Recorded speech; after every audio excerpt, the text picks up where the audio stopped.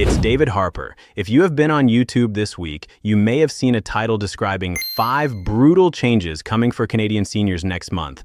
So I want to show you the same 5 changes using the same official numbers without the dramatic language. Because here is something I think matters. Real changes are happening to OAS, GIS, and CPP this July. That part is true. But whether those changes are good, bad, or simply routine depends entirely on your own situation, and almost none of them deserve the word brutal. I'm going to walk you through the exact same 5 items, point by point, using only numbers confirmed directly by the Government of Canada, so you can judge for yourself how brutal any of this actually is. And at the end, I will show you the simple habit that protects you from this kind of dramatic framing, no matter which channel it comes from. Stay with me, because by the end of this video, you will know exactly what is changing, what it means for you personally, and whether any of it genuinely deserves to keep you up at night. I want to be clear about something before we go further. I am not naming any specific channel today, and this is not really about any one video. This style of framing, taking something routine and dressing it up as catastrophic, shows up across this entire space on many different channels, and it is worth learning to recognize on its own terms. Before we get into it, if you are not subscribed yet, please do it now. This channel exists to give you the real numbers, calmly, without needing to make every update sound like a disaster to earn your attention. Hit subscribe, turn on the bell. It takes 3 seconds, and it means you get the real picture every time, not the most alarming possible version of it. Change number 1 is the quarterly OAS adjustment, and I want you to notice something about it right away. It is an increase, not a cut. Old age security is reviewed every January, April, July, and October based on the Consumer Price Index. For the July to September quarter of 2026, the confirmed adjustment is a 1.2% increase. That pushes the maximum monthly OAS pension for seniors aged 65 to 74 past $751, and for seniors 75 and older past $827. This applies automatically. No application, no phone call, no action required on your part. I genuinely struggle to call a guaranteed pay increase brutal. If anything, this is one of the more reassuring, predictable parts of the entire benefit system. It is also worth remembering how this mechanism actually protects you over time. OAS payments never decrease, even if the cost of living were to fall in some future quarter. The most that can happen is the amount simply staying the same. Change number 2 is the one most likely to be framed dramatically because it involves the word clawback, and clawback genuinely sounds alarming. Starting in July 2026, the income threshold where OAS begins to be reduced shifts to $93,454 in net income based on your 2025 tax return. Here is the part that matters. This threshold only affects seniors with net income above $93,000 a year, which is a relatively small percentage of OAS recipients overall. If your net income is below that threshold, this change does not affect your OAS at all in any way. For seniors who are above that threshold, the rate is 15 cents clawed back for every dollar over the line, a mechanism that has existed for decades and is simply being adjusted upward this year, which is actually a small benefit to higher earners, not a new penalty. Describing a threshold moving upward in your favor using the same dramatic language as an outright cut is exactly the kind of framing this video is trying to help you recognize. Change number 3 is the annual GIS recalculation, and this is genuinely the one with the most real complexity because it can go in either direction depending on your situation. Every July, Service Canada recalculates GIS based on your most recent tax return. If your income went up in 2025 compared to 2024, your GIS could decrease. But if your income went down, your GIS could actually increase automatically with no separate application needed.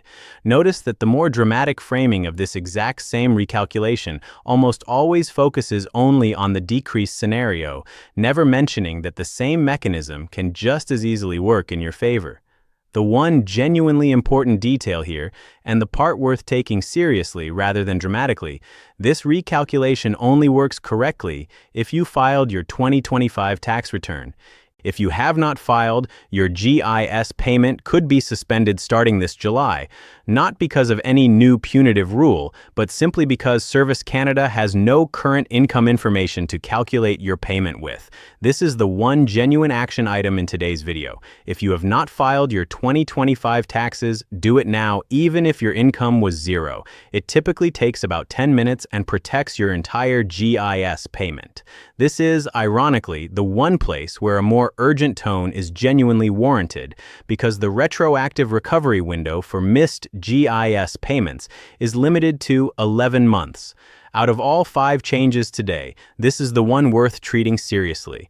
Change number 4 is actually good news dressed up in some places online as something to worry about. The CPP enhancement rollout, which began back in 2019, reaches its final stage around this point.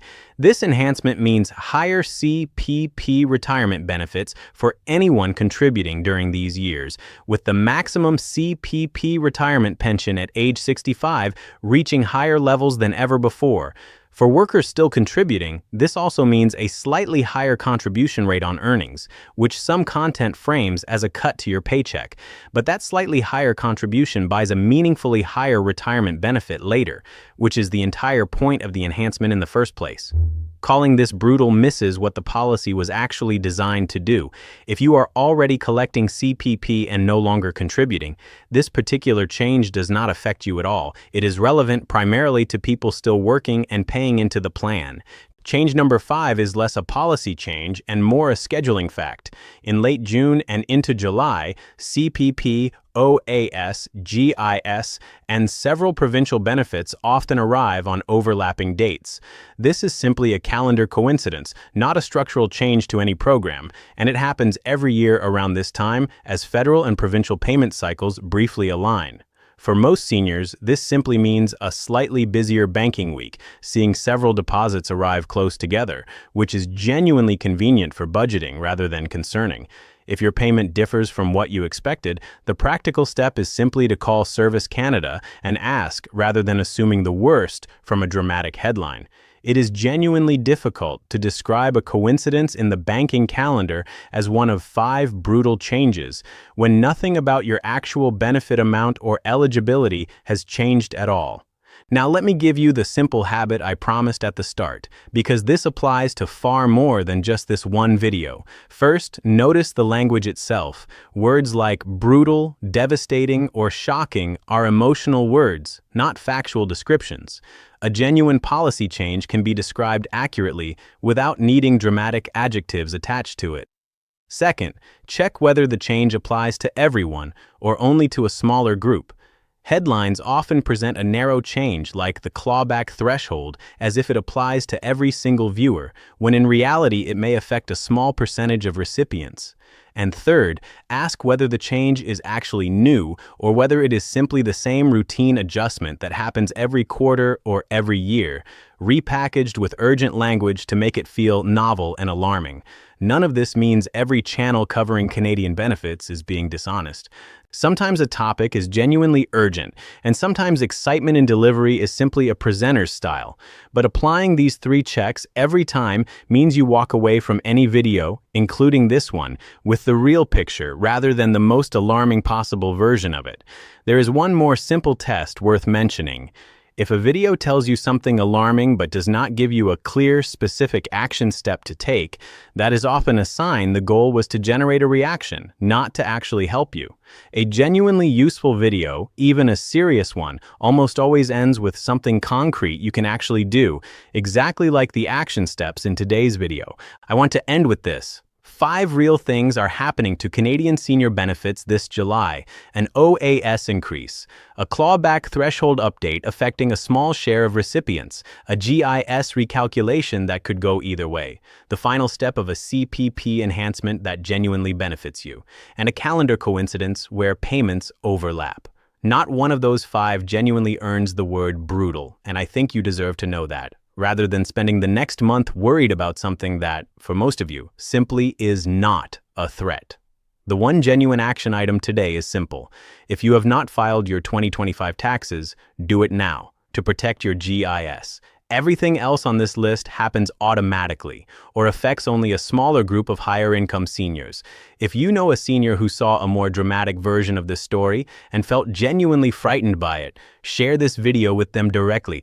Sometimes the kindest thing you can offer someone is simply the calm version of the truth.